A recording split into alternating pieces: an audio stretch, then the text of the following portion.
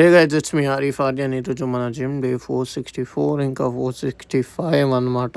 Full బద్ధకంతో జిమ్కి రావడం, gym చేయడం, వెళ్ళిపోవడం ఇదే జరుగుతుంది.